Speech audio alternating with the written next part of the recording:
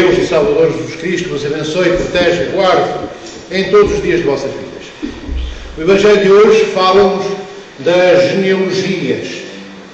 As genealogias são algo que provoca tédio. No fim da proclamação diagonal, já todos estão cansados de ouvir todos aqueles nomes, de ouvirem todos aqueles nomes que não sabeis porque é que ali estão, nem fará muito sentido para a maioria dos fiéis. Estão listas longas, bem, faz sentido, sim senhor. Aqueles nomes todos são os antepassados de Nosso Senhor Jesus Cristo. E nós temos dois tipos de genealogias. O que é que são as genealogias? São listas imensas onde vêm mencionados todos os nomes dos antepassados de determinada pessoa. Neste caso, dos antepassados de Nosso Senhor Jesus Cristo. E dizia eu que temos duas genealogias. Uma que nos é narrada no Evangelho de hoje por São Mateus e outra que nos é narrada pelo evangelista Lucas. E nos dois evangelhos as genealogias são distintas, são diferentes, não são iguais. Não começam da mesma forma, nem terminam da mesma maneira, nem narram todos os mesmos nomes. São Mateus pega no que hoje ouvimos proclamado pelo diácono e vai buscar David. David, em vez de andar para Cristo, ele anda para trás, anda para Abraão. E porquê que ele vai pegar em David, São Mateus e em Abraão? Porque a audiência, isto é, aqueles que, homens e mulheres, eram a audiência, eram o povo que ia escutar Mateus, que eu leio o Evangelho dele, eram judeus. Então, diante dos judeus, ele tinha que esclarecer que, de facto, o Messias, o Verbo encarnado, Cristo, saído de Maria, entroncava genética e consanguinamente em David e através de David em Abraão. Logo, provar a todos os judeus que Cristo era de facto e especificamente judeu. É por isso que São Mateus começa com a narrativa da genealogia em David e Abraão. Lucas não. Lucas vai começar toda esta listagem de nomes, pegando não em David nem em Abraão, vai pegar em Adão e Eva. E porquê é que São Lucas vai pegar em Adão e Eva? Porque a audiência de Lucas era diferente. São Lucas ia falar para os gregos, e era importante para a comunidade grega que São Lucas desse uma visão mais universal, não apenas taparoerazada, como eu digo, geometrizada, só boa nova para os judeus, não, boa nova é para todos, incluindo também os gregos. Então vai começar a narrativa genealógica com Adão e Eva, e frisando, enfatizando, não o facto de Cristo ser judeu, como Mateus fez, mas o facto de Cristo ter natureza perfeitamente e plenamente divina e natureza plena e perfeitamente humana. Vem consoante a tipologia de povos que iriam ouvir os Evangelhos, assim, inspirados por Deus, os evangelistas tiveram cuidado de começar, não é, esta listagem, ora em Adão e Eva, como São Lucas, ora em David e Abraão, como São Mateus. Bem, e esta lista de nomes quer dizer o quê? Bem, aquilo que eu comecei por dizer, que Cristo de facto entronca em David, em Abraão, e que Ele é o novo Adão. Quer dizer isto, que Ele é o Messias, anunciado pelos profetas. Ele é aquele que é o Senhor da lei, Ele é o Rei de toda a criação. Esta genealogia dá-nos também a certeza de que o Senhor, o Verbo de Deus, segundo a pessoa da Santíssima Trindade, é aquele que é gerado pela ação do Espírito Santo no ventre de Maria Santíssima, é Ele, todo aquele que toma a nossa natureza humana, na plenitude das glórias e virtudes e das misérias miseráveis e das coisas ruins que a nossa natureza humana tem. O Senhor nosso Deus Salvador Jesus Cristo, nos seus antepassados, Ele tem prostitutas, Ele tem bandidos, tem ladrões, tem assassinos. David foi assassino, David foi adúltero, mas ele é também, simultaneamente, a prefiguração de Cristo, isto é, ele é já uma imagem antecipada, como um Cristo antes do Cristo Messias.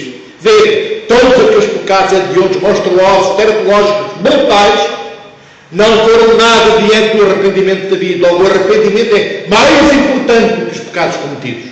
É isto que nós aprendemos com David. E nestas genealogias, Deus tem pelo menos uma prostituta, que é Rahab. Rahab é prostituta. Quando Josué entra, sob o mandato de Moisés, naquela famosa terra onde supostamente corria o leite e o mel, e supostamente corria mesmo, podemos retirar supostamente, corria o leite e o mel, mas tinha lá aquelas terras, que eram o futuro Israel, tinham povos e tinham exércitos. Então Josué tem que conquistar aquelas terras, isto é, a terra onde corria o leite e o mel, a terra prometida que Deus anunciou a Israel, não vem na bandeja, nem vem de graça, tem que ser conquistada pela espada e fazendo e vertendo sangue. E o que é que Josué quer? O general dos generais, o generalíssimo das tropas de Israel faz? Ele envia 2 espiões a Jericó. E em Jericó quem é que existe? Rahab. Esta mulher que era prostituta. Como era prostituta, ela tinha conhecimentos, contactos com todos os homens da região e de fora daquelas regiões. Ela estava muito bem informada. Jericó era uma cidade de devassidão, de luxúria, de lassidão total. Não havia honra, não havia nada que pudesse erigir uma virtude que nós, ao menos, pudéssemos contemplar. Uma virtude não havia. E Rahab é o rosto, o ícone de toda a tragédia, de toda a desgraça. Ela era competente na miséria da vida que levava. Bem, mas o que é que ela faz a certa altura? Ela sabe porque ela ouve dos homens com quem dormia que 2 espiões enviados pelas tropas de Israel, por Josué, estavam na cidade. E ela tinha ouvido falar que o povo judeu era temível, que eles tinham um Deus poderoso, que lhes abriu o mar morto para atravessarem a pé enxuto, escapando do faraó, e muitos outros factos eram do conhecimento dela, precisamente porque as pessoas falavam, os homens que a vinham visitar falavam, e ela tinha noção exata disso. Quando ela ouve dizer que há 2 espiões dos exércitos de Israel que estão na cidade de Jericó, ela não era burra e pensou, eles vão invadir a cidade e vão acabar com a vida de toda a gente, e no meio dessa toda a gente também estou eu e a minha família.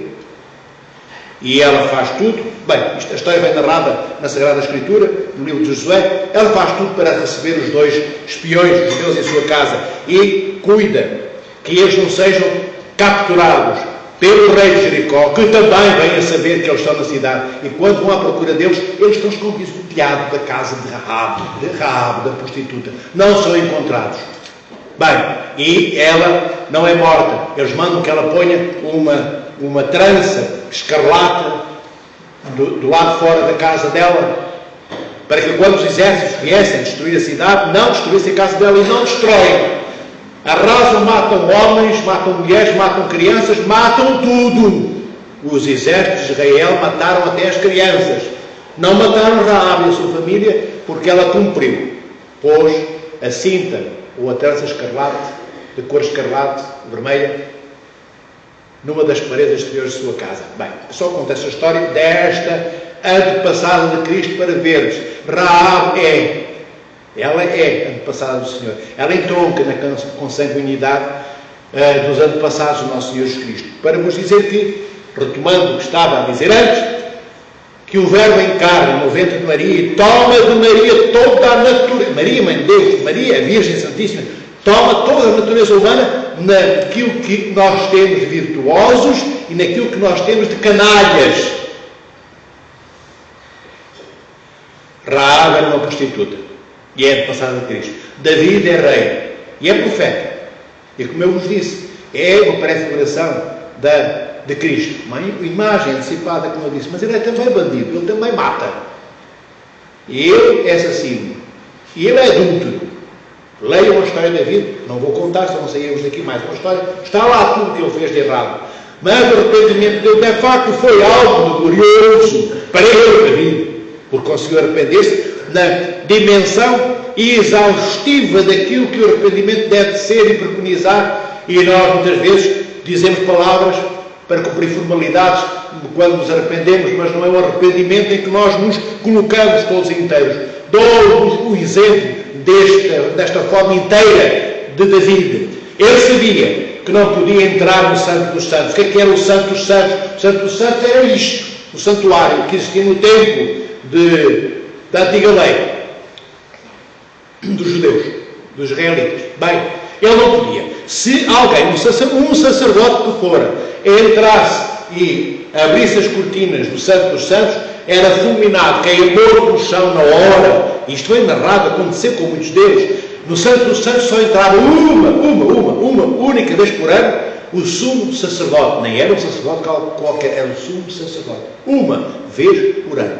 Bem, e para vos dizer qual inteiro David estava no arrependimento dos pecados que ele cometeu diante de Deus, porque ele mandou matar o meu amigo, tomou-lhe a mulher, ficou com a mulher dele, engravidou e coisas por aí além. Bem, igualmente grave, tão grave quanto esta. Ele arrependido, o que é que ele faz? Ele entra pelo santuário, rasga as cortinas do templo, sabia que ia ser fulminado, ele não se importou com a vida dele. Ele só queria que Deus percebesse e entendesse a dimensão do desespero e também a dimensão da lucidez cristalina que ele tinha. Isto é, que Deus entendesse qual era a dimensão da clareza do que ele tinha, do próprio pecado que ele próprio tinha cometido. E por isso ele entra.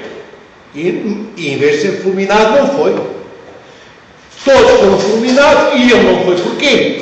Porque Deus viu que ele não entrou por arrogância. Eu sou rei, eu posso rasgar as cortinas do santuário e entrar. Não. Ele entrou, sabendo que ia morrer, mas antes da morte ele achava que Deus ainda ia ouvir algumas palavras saídas da sua boca. E foi isso que o levou. Foi um ato de amor extremo que levou David a entrar no Santo dos Santos, no santuário, e a rasgar as cortinas. Então Deus entendeu e perdoou, e por isso ele é uma imagem antecipada, um ícone, digamos, um ícone de Cristo, antes de Cristo ter saído do ventre de Maria, antes do Verbo ter encarnado. Então nós vemos que Cristo é a personificação dele próprio, da assunção de toda a natureza humana, no que nós temos de bom e no que nós temos de mau. Só que Cristo não se confunde nesta herança genealógica, genética e consanguínea, não se confunde nem parecer ao lado daqueles que não ostentavam as virtudes divinas, como Raabe, como David nos seus pecados, e como tantos e tantos e tantos outros e outras.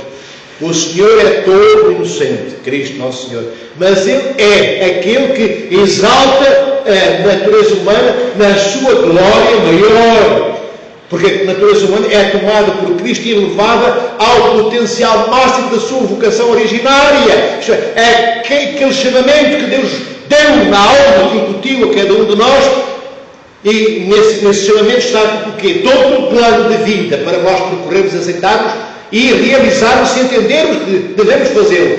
E Cristo é aquele que realiza essa vocação inicial que foi dada a todos nós e que nós rejeitamos, que nós não cumprimos, como Raabe, como David, como eu, como tantos nossas, que não levamos a sério a vida que Deus nos dá para vivermos. Nós usamos esta barcaça emprestada por Deus para nos conduzir ao seu reino. Nós pegamos esta barcaça que é o nosso corpo e vamos fazer contrabando. Nós vamos fazer contrabando dos dons de Deus, como fazem os contrabandistas, escapando à lei do país, vendendo aquilo que é ilícito. Nós também procuramos escapar à lei de Deus, vendendo-nos a nós próprios, ao próprio diabo e demónio, seguindo os planos que Ele nos dá, quando Deus nos deu o barco que nos transporta, que é este corpo, esta carroça, como queirais, nos deu todos os parâmetros das virtudes que devemos seguir, porque Ele próprio, quando encarna o ventre de Maria, é antes como parâmetro diante de nós. É Ele próprio, que é o cardápio que eu encontro no restaurante, quando há alguém para comer um prato disto ou daquilo. Eu tinha um cardápio, não é? Um cardápio onde vem descritas as comidas. Pois Cristo é o cardápio de todas as virtudes. Ele escreveu, com o seu próprio sangue na cruz, todos os dons e todas as virtudes que é suposto cada um de nós viver à imagem do que Ele viveu. Não há mais desculpas de que não sabemos, não estamos informados. Nunca ninguém nos disse coisa alguma.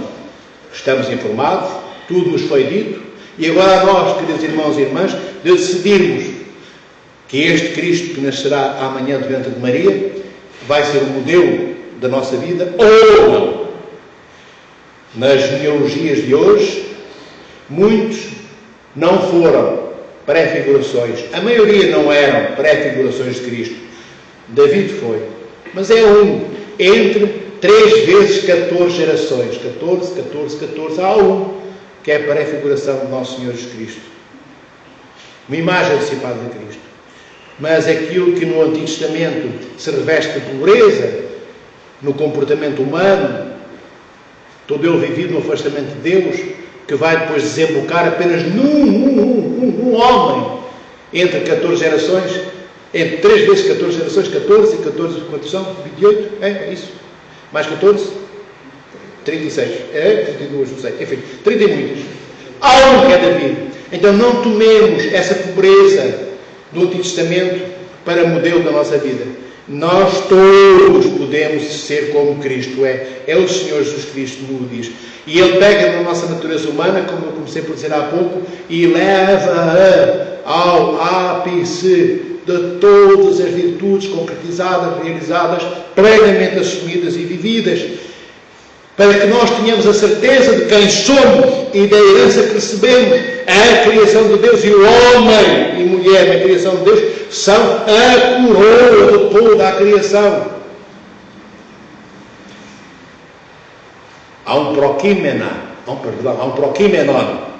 no ofício de vésperas, de sábado à noite, em que nós cantamos que o Senhor é Rei e se vestiu de majestade e se cingiu de força e vestiu vestes majestosas.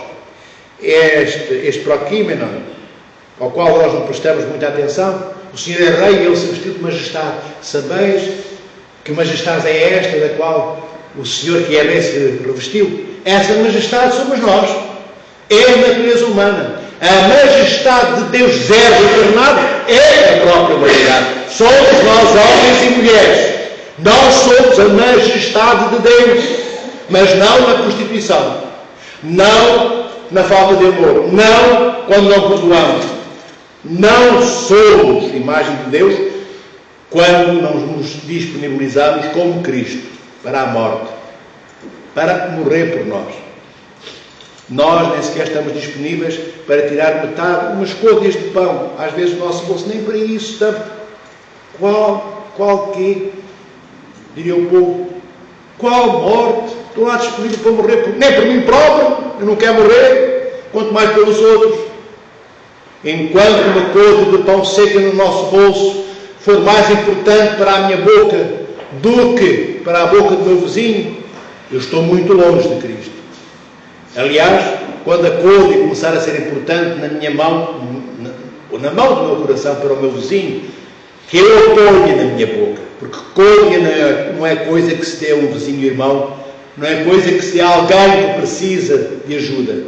A côdea é para nós, e o miolo, o melhor, para os outros.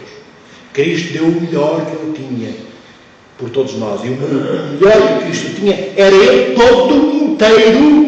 E como era Ele todo inteiro, que era necessário para que nós o pudéssemos consumir até nada ficar, do que consumimos no cálice futuro, o Senhor dá-se a Ele todo, não dá uma côdea, não dá um pedaço de pele, um dente cortado. O Senhor só dá a cruz inteiro. Ele dá todo o sangue, todas as gotas, não ficou nenhuma gota escondida para Ele, todas as gotas. Só que nós ouvimos isto, amados irmãos e irmãs, e achamos que é só aquela triste história antiga. Lá vem a igreja outra vez com o sermão aos peixinhos. Não é, queridos irmãos e irmãs, porque a morte visitar-nos-á. Eu digo-vos isto porque é bom que todos os dias meditemos sobre a morte. Deveríamos acordar pensando na morte. Ao longo do dia pensar nela. Antes de adormecermos, muitas horas antes, já estarmos a pensar nela outra vez e adormecermos pensando nela, porque isto levar-nos a orarmos mais. E porquê pensar tanto na morte? Porque a morte é a única coisa que é garantida e certa. Eu não tenho a certeza se chega ao fim do dia, eu não tenho a certeza se durante os próximos 5 anos vou continuar a ter bons pulmões para respirar, eu não tenho a certeza se vou dar um abraço ao meu pai daqui a 4 anos, se ele ainda está, eu não tenho certezas de nada. Mas tenho a certeza que a morte virá ter comigo. E outra certeza, que ela virá sem me avisar. Na maioria dos casos a morte não avisa. E nós vivemos como? Despreocupados. Preparamos as férias. É bom preparar as férias de verão. Mas não era tão melhor Não só prepararmos as nossas férias de verão, mas prepararmos também o nosso encontro com Cristo. E o nosso encontro com Cristo passa necessariamente por, com Ele, Cristo, vencermos a morte. Preparemos as férias de verão, mas preparemos o nosso enxoval para o encontro com Cristo. E de que é feito o enxoval da nossa vida, que devemos preparar para nos encontrarmos com Cristo? Pratos, como aqueles que se levam para o casamento? Não. São as virtudes. Essas são as peças do enxoval que nós devemos preparar para o nosso encontro com Deus. Olhem a Margarida, que está ali. Margarida. Ainda no domingo eu falava, na homilia, que eu próprio, qualquer de nós, poderia não chegar ao fim do dia vivo. O Rui Pedro ainda não chegou. Eu falei disto na homilia do domingo de manhã. À tarde ele estava morto, aos 48 anos, o filho querido de Margarida. Dou-vos este exemplo que ela está ali, ela é mãe. Vós conheceis todos a Maria, o filho que ela tinha. Conhecei-a a ela. Para que isto que eu digo não seja história, não pareça mentira, ilusão ou oculta metropolita. Isto é assim e muito pior, queridos irmãos e irmãs. Mas também muito melhor, se nós passarmos a não temer a morte. Não porque a desrespeitemos, mas porque não tememos a morte. Porquê? Porque do lado de lá nós entraremos na nova etapa desta vida. Não é na vida depois da morte. É numa nova etapa de vida mais vívida do que esta, com Cristo, no paraíso e não no Hades. Esperando o quê? Um corpo ainda melhor do que este que eu tenho, com o corpo glorioso, quando a tampa das campas saltar, explodir, e o meu corpo sair lá de dentro, ressuscitado, gloriosamente, cheio do Espírito Santo. A morte é para isto que serve, mas não apenas para nos calcar pelo esquecimento daqueles que nunca nos amaram, porque nunca nos amaram, também nunca nos irão lembrar. Nisto a morte é terrível, é triste, é dor, é horrível.